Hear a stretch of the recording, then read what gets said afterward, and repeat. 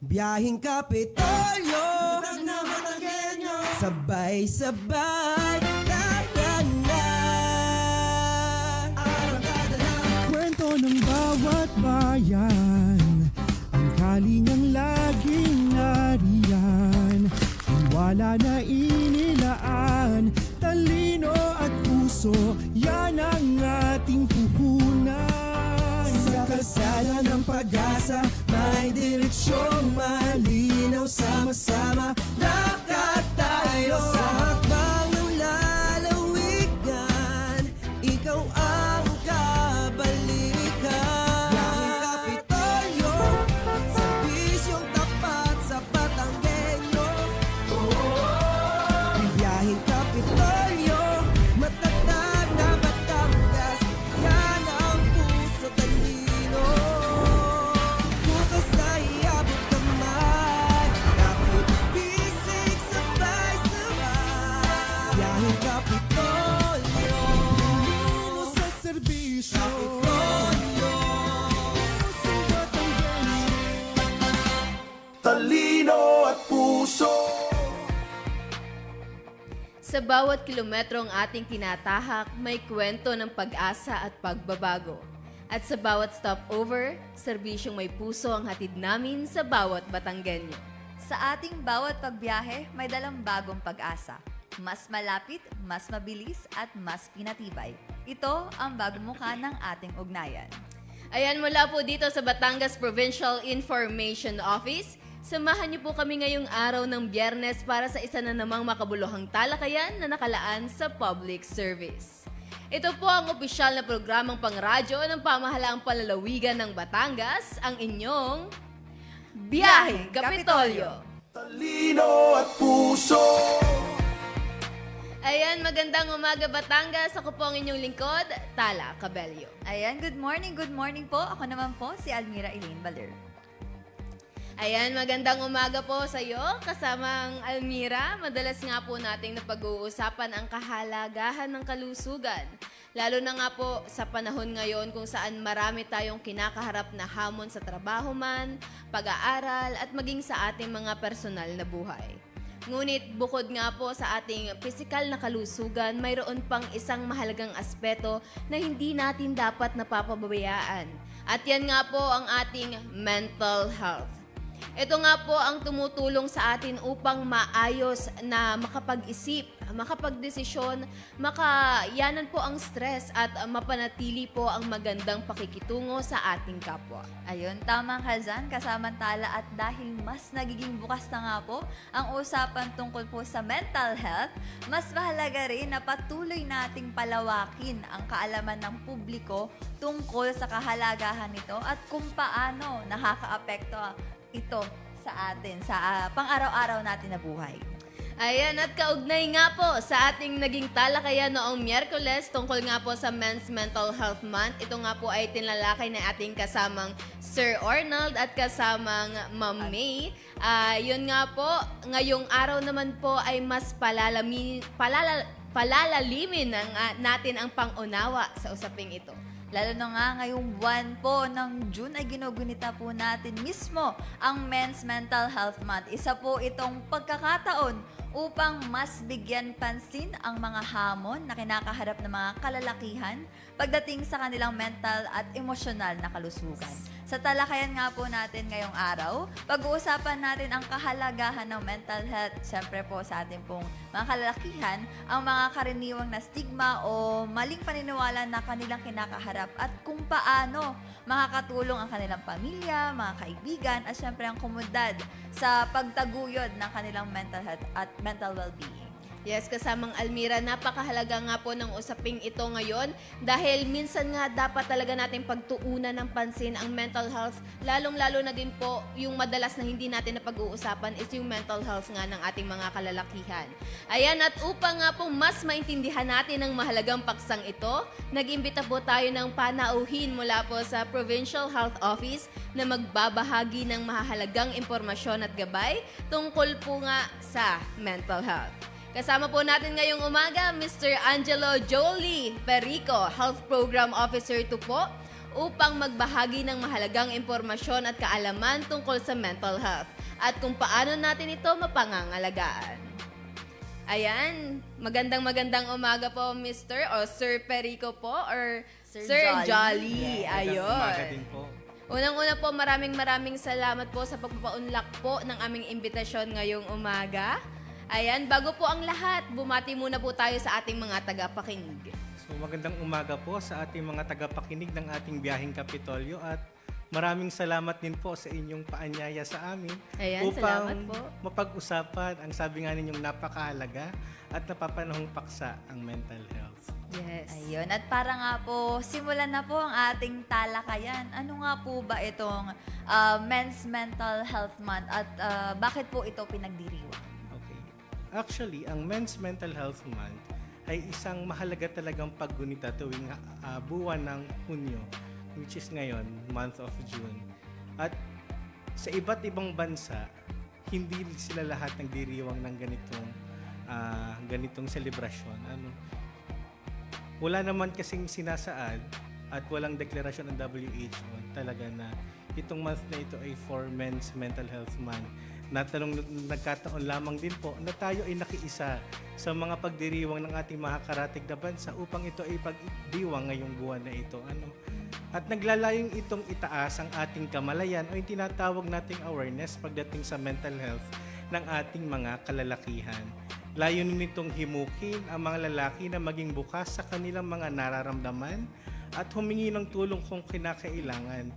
Just for example, sabi nung isang kilala at bantog na psychiatrist, si Viktor Frankl, yan, siya ay isa doon sa mga kilalang naging Holocaust victim. At kung maaalala natin, yung Holocaust ay yun yung isa sa pinakamadilim na part ng kasaysayan ng ating mundo na nangyari noon sa Europa. Siya din ay kilala sa kanyang sinulat na libro na Man's Search for Meaning. Ano ba ang sinabi niya? Sabi niya ay, ang tao daw ay may kakayahang harapin kahit ang pinakamabigat na paghihirap kung nakikita niya ang kahulugan ng kanyang buhay. Kaya nga ngayong Men's Mental Health Month, nais nating ipaalala ang paghingi ng tulong ay hindi tanda ng kahinaan kundi bahagi ito ng paghahanap ng mas makabuluhang buhay. Ayan, sir, na banggit nyo na nga po na ito nga po ay parang magkaroon nga ng kahulugan o tingnan sa ibang perspective. Matanong ko lang din po, bakit nga po ba tayo may dedicated na buwan para sa mga kalalakihan? Ano po yung importance na magkaroon po ng celebration, ng 1-month celebration for men? Okay. Kasi when we talk about mental health, lalo na sa mga lalaki, men's problems are often overlooked pagdating sa ganitong usapan dahil nung mga societal norms natin at saka yung ating macho mindset na nag-e-exist pa rin ngayon o yung machoism nating tinatawag, na ito ay very evident sa ating kultura sa Pilipinas. Na kung makikita natin, laging sinasabi, ang lalaki dapat matatag, ang lalaki huwag kang iiyak, ikaw ang haligi ng tahanan. Na kung titingnan natin, napakaganda naman ng layunin ng mga paniniwalang ito. Ngunit, minsan, ito din ang nagiging dahilan upang itago ng mga lalaki kung ano ba talaga ang kanilang mga pinagdaraanan. At nataon lamang din na ngayon ay buwan ng Hunyo, ipinagdiriwang natin yung ating Father's Day Yes. celebration. Kaya Happy Father's Day po in advance sa ating lahat ng ama, lahat ng mga haligi ng tahanan.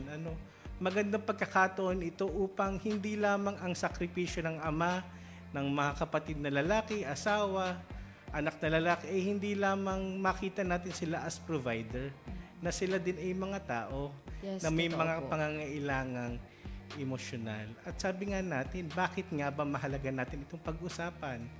Meron po kasing isang existential philosopher, ang pangalan niya ay Soren Kierkegaard. Sabi niya, the deepest form of despair is to be unable to be oneself. Kung ilalapat natin ito sa pamumuhay ng isang lalaki, kung siya ay napipilitan na lamang magsuot ng maskara ng pagiging laging matatag, maaari siyang mawalan ng pagkakataong maging tunay sa kanyang sarili. Kaya very, very important po talaga itong month na ito para sa ating mga kalalakihan. And yun nga, hindi natin siya nililimit para lamang dito sa month na ito. We are looking forward na maging habit na siya. At ito din ay maganda nating sabihin sa ating mga kasamang lalaki, mga kaibigan, asawa, kapatid. Pre, teka, pahinga muna. Pause muna tayo. Totoo naman nga po yun. Kasi nga, hindi po talaga natin natitingnan eh. Minsan, nasa-stuck po tayo sa strong talaga ang mga lalaki. Okay lang yan, kaya yan. Hindi sila ganun ka-emotional. Pero po, at some point nga po, ngayon, lalo na po sa panahon po natin ngayon, marirealize at mas na-open yung topic na, dapat pala nag-express din ako Yes. nang nararamdaman ko. Hindi pala pwede na okay lang ako lagi. Dapat pala ay, kumbaga may nahahanap kayo na kadamay. May comfort, Yes, di ba? yes. And Pag sinasabi mo yung problema mo, kahit mapalalaki, babae, may comfort pag naiilabas mo yung problem mo. Tama yan. Yun, matanong ko lang din po, sa tingin niyo po ba may dagdag na reason or factor po ba yung cultural nating mga Batanggenyo na kapag Batanggenyo matatapang, lalo yung mga lalaki, yun nga may kasabihan pa dapat tayo. barako. Oo, yan, barako, mawala na yung yaman, wag lang yung yabang, yung mga ganon. Pagdating po sa mental health dito po ng mga Batanggenyo. Actually, malaki yung factor niya kasi nga ito yung ating kinamulatan. At ito din yung isang challenge kung paano ba natin ito gagawa ng mas magandang bagong mukha. Ayan, itong ganitong, paano pa pag sinabi mong barako? Ang barako ba ay pagiging brusko lamang?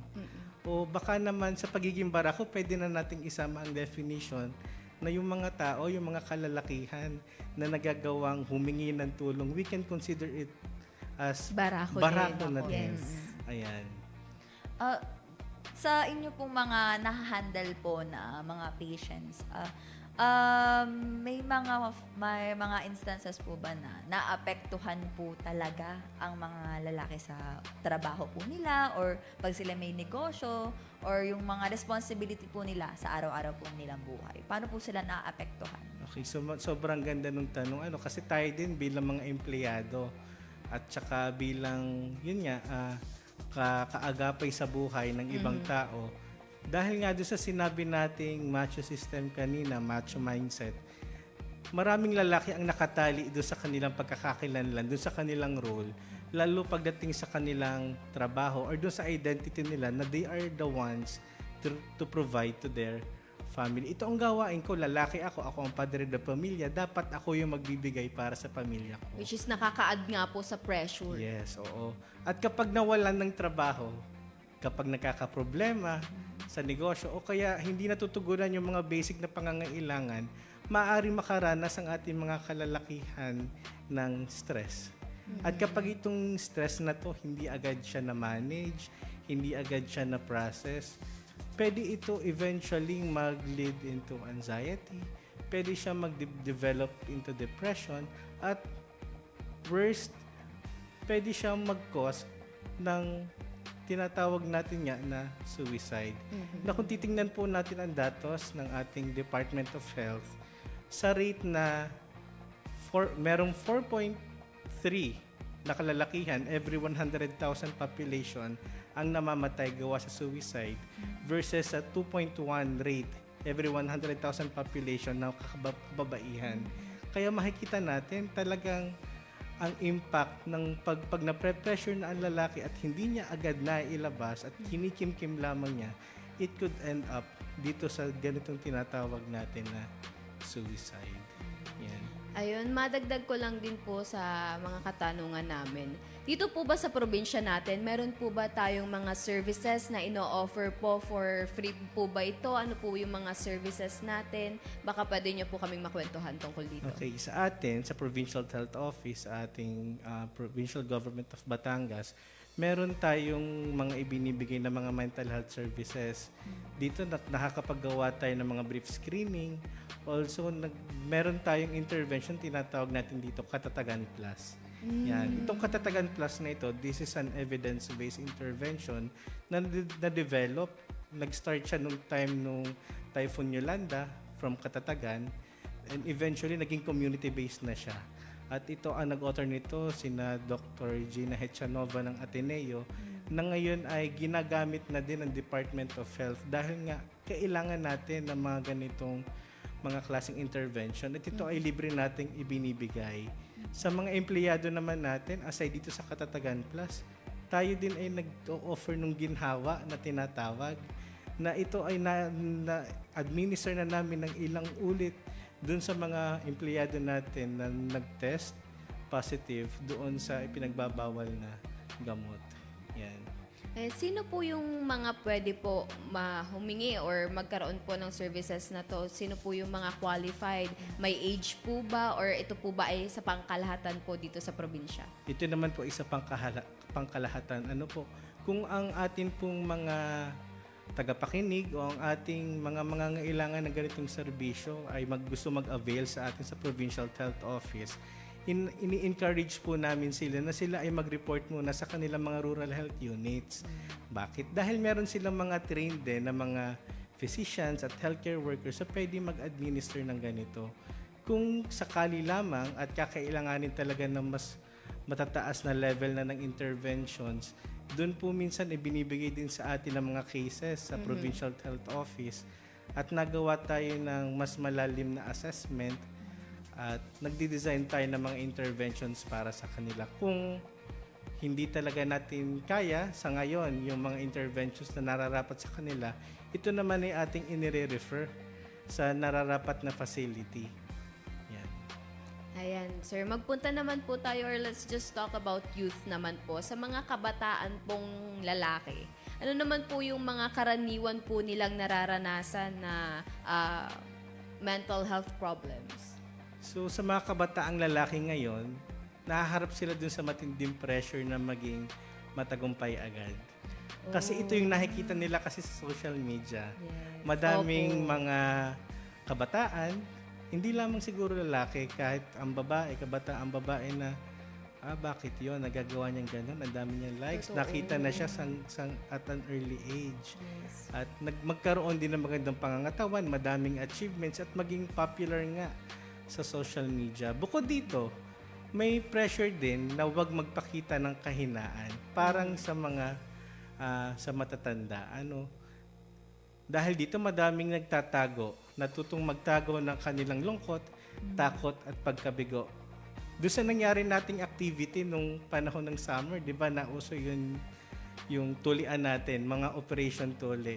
Ano ang kadalasang connotation at narinig natin sa mga magulang? Kapag naiyak yung mga anak, ano ba?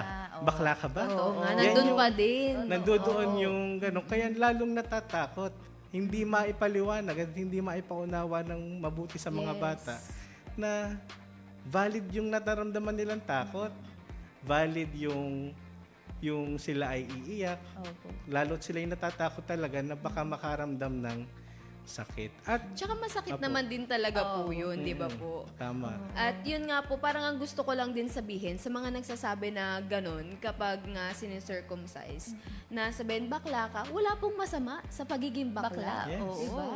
Hindi siya pamamaliit sa isang tao. At saka hindi dapat ganun We should yung... stop. Oo, Yes. hindi ganun yung approach. Mas okay na, nandito ako anak. May Oo, ibang totoo. words kasi na Mas- pwedeng gamitin. Actually, yan yung paulit-ulit namin ipinapaalala sa ating mga magulang, pero ayun nga po, dahil dun sa nakasanayan, kaya mahirap siyang baliin agad-agad. At ang isa pa, sa stage kasi ng ating mga kabataan, they are in the adolescence years of their life. Sensitive Dito times. dito yung time na sila yung naghahanap talaga ng kanilang identity. Ayon nga kay Eric Erickson, isa ito sa pangunahing hamon ng mga kabataan, ang pagbuo ng isang malinaw na pagkakakilanlan. Kapag napakarami kasing inaasahan mula sa lipunan, sa ating kabataan, maaaring maligaw at talagang malilito yan. Ano ba? Saan ba ako pupunta? Sa kaliwa o sa kanan? Ano ba talaga ang gusto ko? Ito ang gusto ng magulang ko, pero ito ang gusto ko. Saan ba ako lalagay? Ano ba? Papagalitan lang naman ako kapag sinabi ko itong gusto kong ito. Ayan. Kaya ito yung mga kinoconsider po natin sa ngayon. Yes. Yun. At bilang nga po, nabanggit nyo na po ang social media at talaga namang ang lakas talaga ng Totoo. impact ng social media when it comes to vanity ba na ganun? Kasi, halimbawa, mag-trend yung isang bagay. Ayan, gym. Gagayahin na, Oo, diba? gagayahin na dapat fitness goals, ganyan. At saka kasamang Almira, parang kasi we're so saturated with content. Na we tend to compare ourselves, di ba? Kaya nagkakaroon nga din yan ng stress, ng anxiety na bakit hindi ko pa Ba't ito di ko- na-achieve oo, ba't at di ko this to certain kaya? age. Oo. Ba't hindi ko to kaya? Especially sa mga kabataan, parang napapansin ko kasi nga po, sa mga kabataan, parang competitive sila. Lahat. Para silang Halos. nauubusan ng oras. Kasi nga po, sobrang bilis nga naman po ng paggalaw ng mundo na hindi naman natin sila masisisi. Pero at the same time, learn to slow down. Oo. Learn to Enjoy the just moment. enjoy. Yes. Oo. tama Actually, ka yung dyan. nawawala. Hindi na nila na-enjoy yung pagkakataon, their Yes. youth. They're growing, they're learning, making mistakes. Maging bata muna kayo. Kasi kapag pag tumanda kayo, hindi na kayo babalik dyan. Kaya nga You can- tayo mga yes. older Gusto natin gen ay Gusto gusto natin sa bumata. bata. Yes, Totoo nag-enjoy. po. With all that said po, paano po nakaka-apekto naman po ang mga sa mga kalalakihan po yung pong ating Social media. Social media. Yes. Siyempre, nandiyan dyan, maganda ang social media, pero meron din siyempre hindi mabubuting epekto ito. Positibo kasi nakakapagbigay ito ng impormasyon, suporta at saka connection, lalo sa mga kaibigan nila na hindi naman nila nakakasama. True, opo. Halimbawa na lamang yung kaibigan nila lumipad na ng ibang bansa, nagkakaroon sila ng connection, and this is a very powerful tool. Pero dito din nakakalungkot dahil nga nagiging source din siya ng information. Minsan, hindi valid yung mga sources ng information na ito. Minsan ay masabi na lamang, at kapag madaming nakita nila, madaming sumusubaybay dito, madaming nag-like, madaming nag-follow, they will eventually think na ito yung tama. Yes. And this is one of the primary reasons bakit yung mga psychologists natin, they turn themselves into content creators para itama ang mga ganitong notions, lalo pagdating sa mental health, lalo nung nauso, psychology says, blah, blah, blah. Yes. Na kung titingnan natin sa Nakikita practice, ko din. wala siyang ganito. Mali yung sinasabi Opo. ng mga kontekstong ang ito. So, dali hindi pa lahat naman. dapat Oo. pinapaniwalaan. Ang dali mapaniwala talaga ng mga tao. Basta once nag-trend, yung video na yon, iisipin na nila, yun na yung totoo. Yun na yung Kaya minsan, yun nga po, nakakita din po ako ng contents na talagang professional ang Yes, yung nag-out dating, ng information. Kaya din, ito yung isang factor na nakakatakot dun sa social media natin na hindi na siya nasasala ng ayos. Credible ba ang sources nito? Sino ba ang nag-author niya, mga sinabi niya? Walang ganito tayong nakikita. Unlike siguro noon, kasi nakaranas pa ako noon, nasa dyaryo pa ako nagbabasa ng mga balita. Ayun, credible po yun. no? Kasi tanda ko noon, ma-share ko lang, kasi nung nasa seminaryo pa kami noon, nag-uunahan kami para lang makita kung ano ba yung headline niya yung araw na to. Kung ano ba yung mga pinag-uusapang issue. And from there on, magkakaroon ng batuhan ng mga opinions based on sa mga nabasa at magre-research ka, tama ba ito or hindi. Ito yung nawawala sa panahon natin ngayon. Isa pa, sabi nyo nga kanina, kapag may nakitang mga highlight reels na sa social media, be it sa Facebook, sa TikTok, sa Instagram, we tend to compare ourselves sa kanila. Na nandoon, bakit sila ang bilis? Ako ganitong Nandito edad pa na, rin. nandito pa rin, parang hindi ako umuusad. Pero sabi nga ni Viktor Frankl, balikan natin si Frankl, ang tunay daw na kasiyahan ay hindi magagaling sa paghahabol ng validation, kundi sa pamumuhay ng may layunin at kahulugan. Ang ganda nun. Oo, hindi nasusukat sa likes at numbers ng followers ang tunay na halaga ng isang tao. It will not define na ikaw ay magaling, ikaw ay great dahil lang sa sobrang dami ng supporters. Kasi remember, merong iba dyan na nagbabayad pa para lang dumami ang kanilang likers at Likes, saka yes. followers. At saka po, iba din kapag nalilive mo ng totoo yung buhay mo. Yung parang, yung walang pressure na nagigising ka hindi para mag-please ng ibang tao, kundi ililive mo talaga siya dahil, ito gusto kong gawin. Okay. Yes, we Ganon. shouldn't live life to please other people. We Yes. live life because we are our own We are author, alive. di ba? Yun lagi yung sinasabi natin. If, wag na tayong tumingin sa mga nangyayari that we cannot control. Mag-focus tayo sa we can control. Yung sa mga kaya natin i-control kasi doon lang we will find our true happiness. Yes. At saka, yun nga, napansin ko din kasamang Almira nga. Parang sa atin, before din kasi talaga, medyo sobra tayo sa social media. Yun, part pa po kasi kami ng Gen Z. Part pa po kami ng Gen Z. So before talaga, super kami sa social media. Labas, picture, highlight masaya nangyayari, picture. But now, parang we learn Live to to- slow down. we live sa moment. Oo, yun. Doon may iba naman din na yung parang, okay, I'll post whatever. Parang kayo dyan. Okay kung lang anong din maging yun. ano. Pero yun nga po yung napapansin ko ngayon sa amin. Parang ngayon, sige, wag na tayong mag-post ng kung ano-ano. Parang, bakit ba kailangan natin makipag-compete, di ba? Parang as you grow old kasi, you choose peace. Yes. Over anything, Eventually, di yes. ba? Yun po. Siguro kaya yun din nga po yung sabi nyo, yung mga kabataan ngayon nahihirapan because nga, yung social media, masyado na silang umiikot yung buhay doon. Yes, at saka sobrang iba nung unang panahon talaga eh. Opo. Noong mga panahon natin na naglaro tayong patintero, Yes. na natago sa magulang pag pinapatulog sa tanghali. Yes! Minsan binabayaran pa ako ng 20, matulog lang. Diba? So, hindi mo ko nalabas, pero po na-enjoy ko naman yun. Ako pa yung Barbie. Kaya pala maputikan. Oo. Ayan, sir, sa kabila nga po ng lumalawak na dito nga po sa karanasan po natin about sa mental health, ano pa po yung mga madalas stigma or yung nagiging problem po na kinakaharap natin? Bukod nga po dun sa parang macho mentality po Yeah, ba yun? oo. Yun. Ano pa po? Yun nga, yung ang lalaki hindi umiiyak. Pero ang totoo nga, ang emosyon, lagi nating tatandaan na ang emosyon ay parte ng naturo natin bilang isang tao. We cannot, kahit ano pa yung ating kasarian, kahit tayo maging lalaki, maging babae, kung ano man yung ating magiging pagkakakilanlan, huwag nating aalisin na tayo ay tao.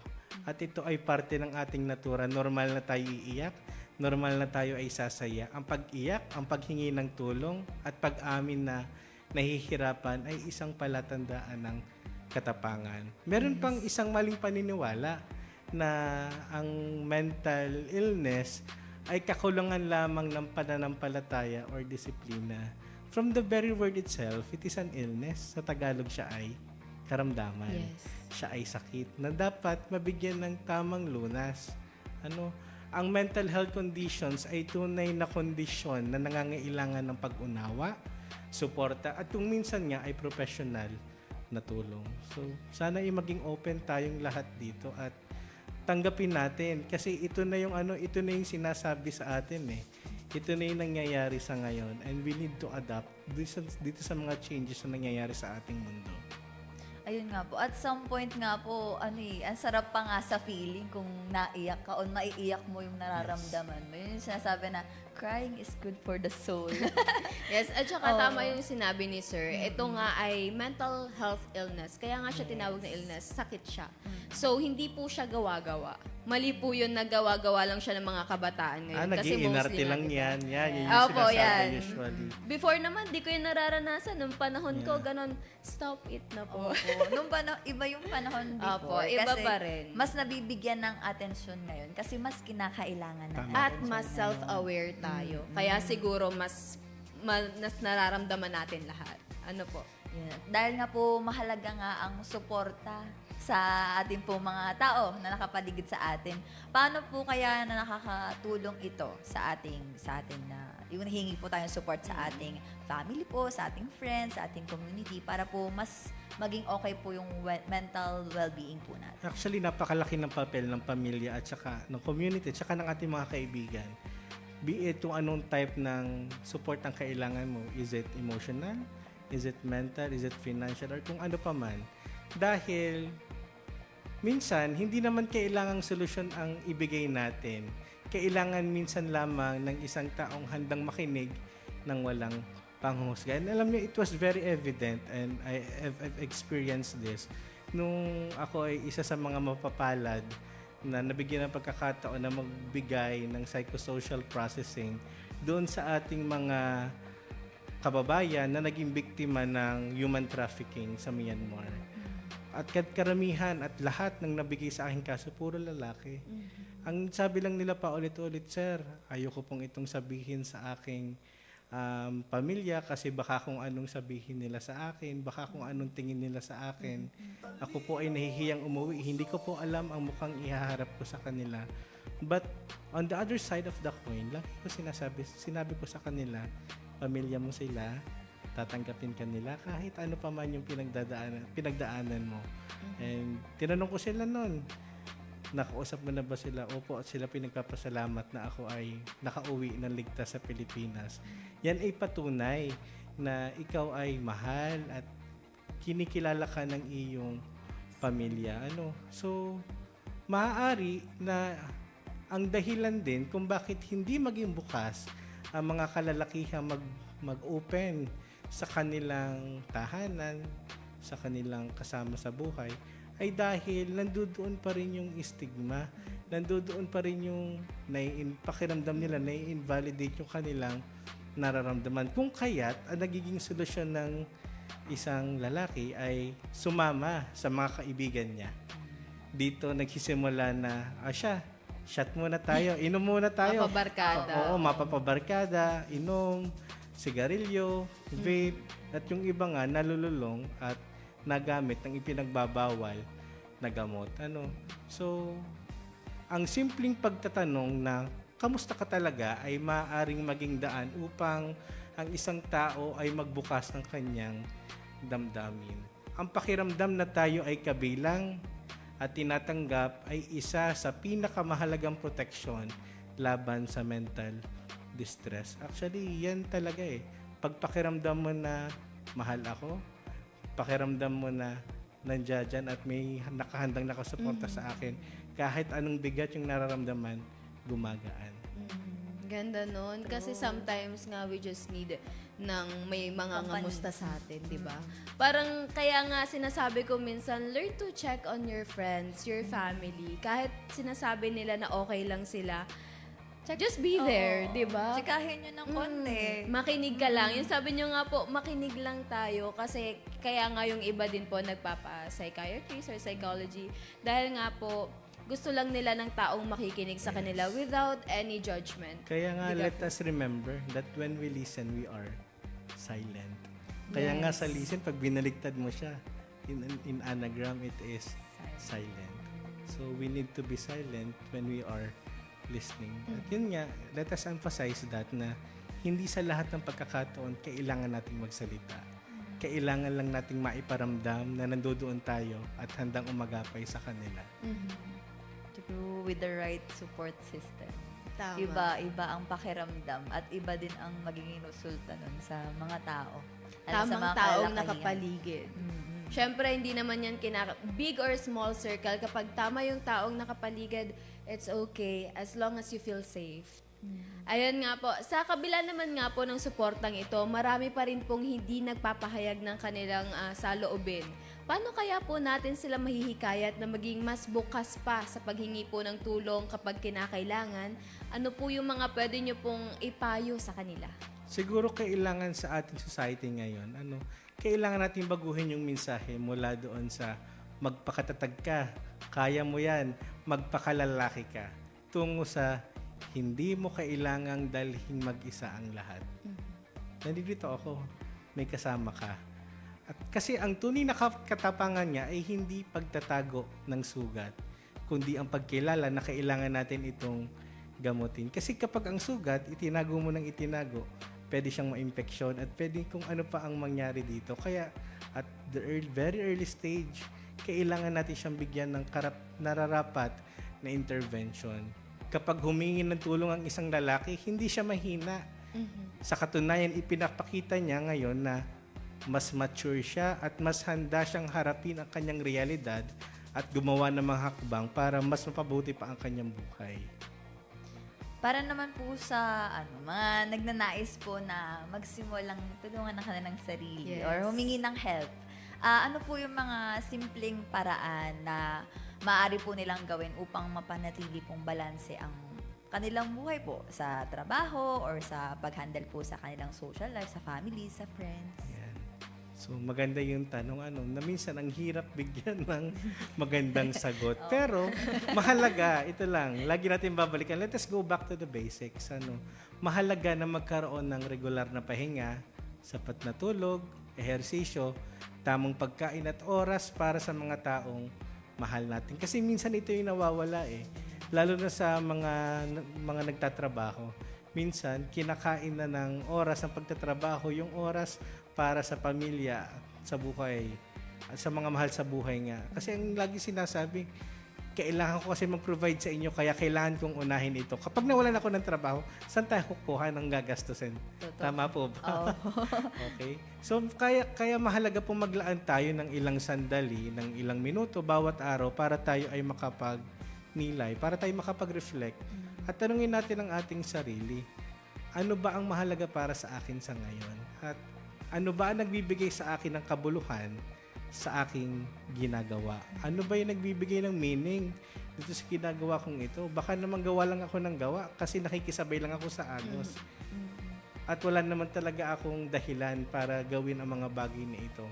Kasi kapag malinaw ang ating values at ang ating priorities, mas nagiging balanse ang ating buhay. At pagdating natin, pag sinabi nating balance, hindi naman ibig sabihin niya kailangan 25-25-25. Oo, syempre, kung may kailangang i-prioritize na iba, mag-a-adjust ito. Pero ang mahalaga, nabibigyan natin ng tama at sapat na oras yung mga bagay na mahahalaga pa din at nagbibigay importansya sa atin. Yun nga po yung yung ngayon na parang para saan ba tong ginagawa? Para saan ka nagtatrabaho? Siyempre, para ma-enjoy mo din yung buhay mo. Para ma-enjoy mo ang buhay mo kasama ang family mo, sa friends mo. Hindi lang para lang mag-work. Minsan po kasi, nalilimutan na nga natin, nakakain na tayo ng trabaho natin. Kasi minsan nakakalimutan natin na tao tayo Yes. Akala natin na tayo'y makina na ang gagawin lang natin ay magtrabaho. Pahinga tayo minsan. Oo. Kasi yun yung a moment of deep breath kapag sobrang bigat ang dinadala mo, sobrang laki ng ginhawa ang binibigay nun sa iyong buong katawan. Totoo. Ayun. Pero matanong ko lang po, kasi meron din nga pong mga times na kahit ipahinga natin, parang pagod pa rin tayo, you feel restless. Kahit maghapon ka pa dyan sa kamang nakahiga, parang ang bigat pa din. Ano po yung mga mapapayo nyo sa mga taong nakakaranas po ng gano'n? Na feel po nila helpless din. Kapag pakiramdam nila that they feel helpless, na yun nga, sabi nyo nga, nakahiga na sila, nagpapahinga naman sila, pero pakiramdam nila sila ay pagod pa. Baka kailangan na natin humingi ng tulong. Oo, kasi ang pagod, ang pagkapagod, kapag ikaw ay pagod, pag ikaw ay nagpahinga, pag ikaw ay natulog, nakakain ng tama, nakapanligo, gumiginhawa at gumagaan ang iyong pakiramdam. Pero kapag mabigat pa rin at parang at loss ka pa rin, hindi mo alam kung bakit may nasakit pa rin sa iyong parte ng katawan, baka kailangan mo nang magpa-check. Kasi baka naman meron ng karamdaman tayong iniinda, hindi lamang mental health, o kaya baka yan na yung reaction ng stress sa iyong katawan. Kasi meron tayo sa sa mental health natin. Kapag ikaw ay na-stress, there is a tendency na mahirapan kang matulog. Nagkakaroon ng insomnia na tinatawag at nagkakaroon din naman tayo ng hypersomnia. Tulog ka ng tulog. Ayun. Na kahit tulog ka ng tulog. Naka-survival mode. Oo, naka-survival mode. At itong ganitong na-effect siya minsan pero hindi sa lahat ng pagkakataon. Yun po ba yung tinatawag din natin na ka-autopilot lang sila? Yung iba naman po parang gawa na lang sila ng gawa, kung ano na lang nangyayari sa buhay nila, tuloy-tuloy lang Tuloy-tuloy din. lang. Pero at the same time, wala na silang maramdaman. Parang nakaka-numb. Oo. Ganun po. Yun naman po ba yung tinatawag nga natin na kung may survival mode, May merong naka-autopilot. naka-autopilot. Productive ka, Productive, pero ganun. ano po, deep down, pagod ka na, ganun. Sergey Bin ba yan?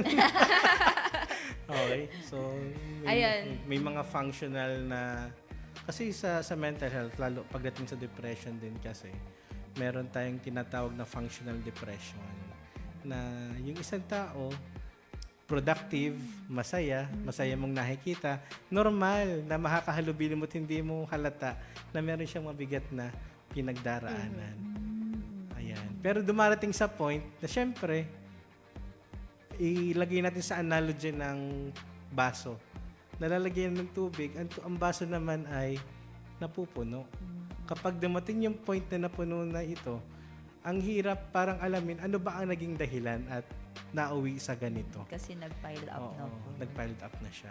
Kaya mahalaga po na iproseso natin yung mga nararamdaman natin. Magpahinga tayo kung talagang sa tingin natin kailangan natin magpahinga. And ito yung lagi ko sinasabi sa mga training sa ginagawa natin sa mga LGU. Hindi nyo kailangan gumastos ng sobrang laki para magawa yung self-care. Hindi mo kailangan gumastos ng 1,000 para pumunta sa Palawan o kung saan man para lang sabihin Yun yung nagsa-self-care coping ka. mechanism Okay. mag-travel. Yung yung the mere fact na ikaw ay nandiyan dyan, nakakahinga ng maluwag. Meron ka na pagsasabihan ng iyong mga nararamdaman at nahingi ka ng tulong kung talagang kinakailangan. This is a good practice already of self-care. Ang uso nga po ngayon self-care ngayon, tara, kape tayo. Ganyan. Oo, totoo. Kape tayo, labas tayo. At let us remember na pag sinabi nating self-care, it is not being selfish. Kaya nga siya self-care na tinawag, siya ay pag-aalaga sa ating sarili. It is our responsibility not only to ourselves, but also to our family at saka sa ating workplace para maibigay natin yung the best version of ourselves pag tayo ay pumapasok at pag tayo nagbibigay ng pag-aalaga at pag-aaruga sa ating mahal sa buhay. Para hindi naman yung tira-tirahan yung ibinibigay natin. Ayan. Parang mapapaisip tayo mamayang gabi. Parang Mukhang magre-reflect tayo. Ng Mukhang mga- mapapagalitan nata ako mamaya. Ayun. Kasama Almira. Sa community naman po natin, ano-ano naman po yung mga hakbang po na pwede po nilang gawin o simulan gawin na para po suportahan po yung mental health po na. So, pwede tayo magsimula sa pamamagitan ng paggagawa ng mga safe spaces.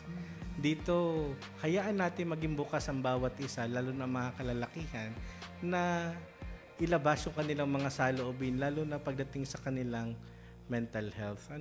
At yung pagkakaroon ng mga seminars, mga awareness campaigns, pagkakaroon ng support groups at saka mga wellness programs. Actually, kaya nga nung nauso yung Zumba kasi nagkakaroon sila ng support group doon. Yes, community. Oo, nagkakaroon sila ng community na kapag, itong oras na to, kailangan kong pumunta doon kasi nandoon na yung mga kaibigan ko, ganyan-ganyan. Ako personally, kapag Sunday, particularly, nakaschedule yan sa akin na I need to be sa Casanova kasi maglalaro kami ng badminton.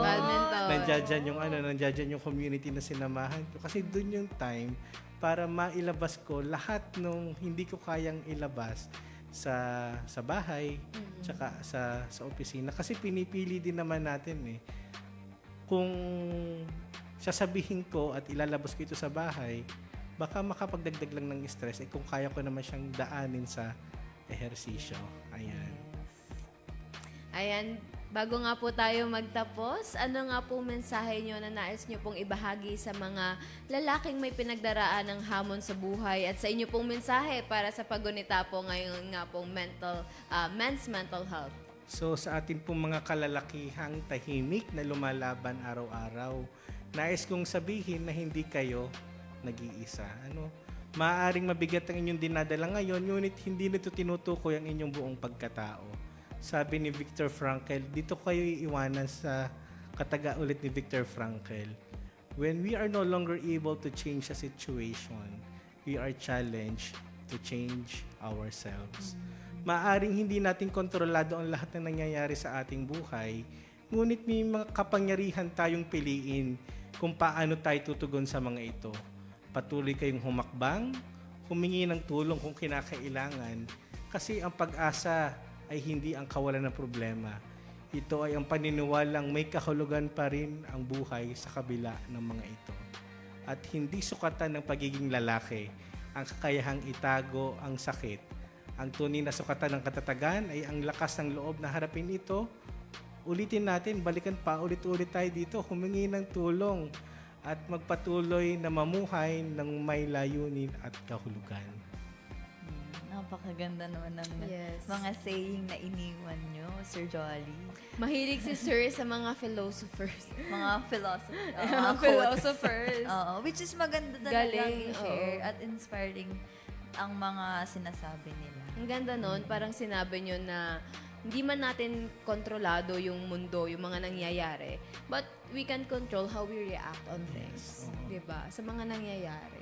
Totoo. Ayun po. Baka po may nais pa po kayong sabihin, sir, or ano siya para po sa atin pong mga viewers. Nasa inyo na po ang pagkakataon. So, una po sa lahat, sa ngalan po ni Dr. Gerald Alday, ang aming officer in charge ng Provincial Health Office, kami po ay lubos ulit na nagpapasalamat sa oras na ibinigay sa amin upang mapag-usapan ang kalusugang pangkaisipan. Ang amin pong tanggapan ay bukas na makatulong sa pagpapalaganap ng mga mental health awareness activities at maggawa ng mga psychosocial interventions.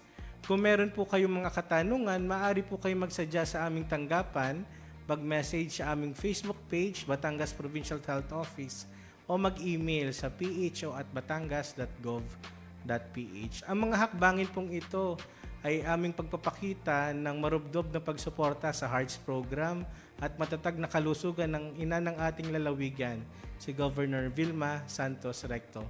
Kaya maraming salamat po sa inyong pakikinig. Ayan.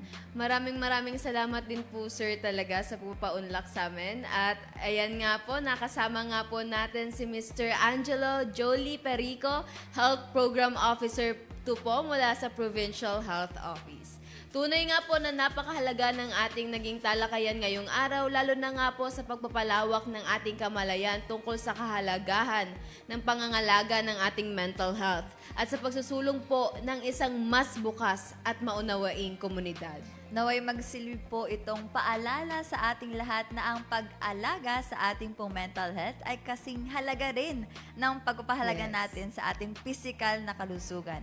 At atin pong tandaan, hindi po tayo nag-iisa sa anumang hamon natin na kinakaharap. Ang paghingi po ng tulong at suporta ay hindi tanda ng kahinaan, sabi nga ni Sir Jolly, kundi isang hakbang tungo sa mas mabuting kalusugan at kapakanan. Ayan, muli maraming salamat po, Sir Jolly. At patuloy po nating isulong ang kamalayan at pag-unawa tungkol po sa mental health para po sa kapakanan ng bawat isa. Ayan, muli po maraming salamat Thank po. you so much po, Sir Jolly. Thank you po. Ayan, kasamang Almira, napakaganda nga ng ating diskusyon ngayong umaga dahil nga ngayong mental health, mas nalaman pa natin kung paano nga ba dapat i-handle yung mga pangyayari o yung mga problema na kinakaharap ng ating mga kalalakihan dahil nga sabi nga ni Sir Jolly, meron pa rin tayong stigma tungkol dito na dapat na nga mawala or kahit naman paunti-unti po ma-share natin yung awareness para sa iba. Oh, at saka nabanggit nga din ni Sir Jolly na mas mataas talaga ang rate ng mga lalaki. Kasi ng mga nga kalakihan. nasusuppress siya Oo. At hanggang ngayon, madami pa rin ang nagsusuppress ng kanilang mga nararamdaman, which is dapat ma-actionan na natin. Kasi hindi lang yung pagiging self-aware na yun hindi naman yun sa babae, lalaki. Wala na yun dun ngayon Dapat yung self-care mo comes from everything physical, mental, lahat yun mahalaga. Kasi isa lang yung buhay mo Kailangan ma-enjoy mo na siya. Hindi siya yung para mabuhay ka ng suppressed lahat ng bagay. Kasi Pero paano kasamang ma-enjoy? Almira, madagdag ko lamang, hindi natin kayang i-impose sa lahat na you just need to enjoy your life because you only live once. Hindi natin kayang i-impose yun sa lahat. Kasi nga, again, yung nararamdaman nila, we need to validate that. True din. So, yun nga po, pag may nararamdaman kayo, gusto lang po namin i-reiterate na bukas po ang Batangas Provincial Health Office para po sa inyo. Kahit patungkol pa man po yan sa ating mental health, puntahan nyo lamang po si Sir Jolly at makipag-ugnayan po sa PHO. Ayun. At bukod nga sa ating Men's Mental Health Month, ay syempre pinagdiriwan din natin Yes! ang Father's Day ngayong buwan ng Hunyo. Kaya naman po binabati po namin ng Happy Father's Day ang lahat po ng mga ama at tumatayong ama sa Tama. ating pong mga haligi. Huwag natin tahanan. kakalimutan yung mga tumatayong ama at haligi ng ating Yes, tahanan. yes. Mapababae man yan o kung ano mang kasarian Yes. mo. Kung ikaw yung tumatayong ama, Happy Fathers po sa inyo. Ayan po ay mula po sa pamahalaang panlalawigan ng Batangas. Ayun. Ayun. Kasawang Almira, talaga namang napaka fruitful ng ating topic ngayong Tama. umaga. Totoo. Ayan, at dahil nga po dyan, dito na po nagtatapos ang ating pagbayahe ngayong umaga. At sa atin nga pong katiwala, kung nais nyo pong pakinggan at mapanood muli ang aming episode ngayong umaga, maaari nyo po itong balikan sa aming Facebook page, ang Batangas PIO. I-like at i-follow na rin po ang aming official social media accounts para po sa iba pang updates. Subaybayan at magkarinigan muli po tayo next week para sa panibagong edisyon at bagong pagpasada ng inyong programang pangkaalaman, impormasyon at pagbabalita. Siyempre, hindi din po natin makakalimutan ng ating technical team na lahat po sila ay lalaki. Let's go! Nakasama po nating bumiyahe ngayong araw at sa inyo na aming manonood na hindi bumitaw at patuloy na tumatangkilik sa biyaheng Kapitolyo. Ayan, sa ngalan po ni Sir Jonathan Macaraiga at ni kasamang Jane Ilormo Ilagan at syempre po sa ngalan ni Governor Vilma Santos Recto at ng pamahalaang palalawigan ng Batangas, ito po si Tala Cabello. Ng isang pamalang may talino sa serbisyo, puso sa tao at lahat para sa Batanggenyo. Ito naman po si Almira Elaine Baler. Magkita-kita muli po tayo sa susunod na episode ng ating pagpasada para sa tuloy-tuloy na serbisyo para sa Batanggenyo. Muli, ito po ang inyong Biyaheng Kapitolyo! Kapitolyo.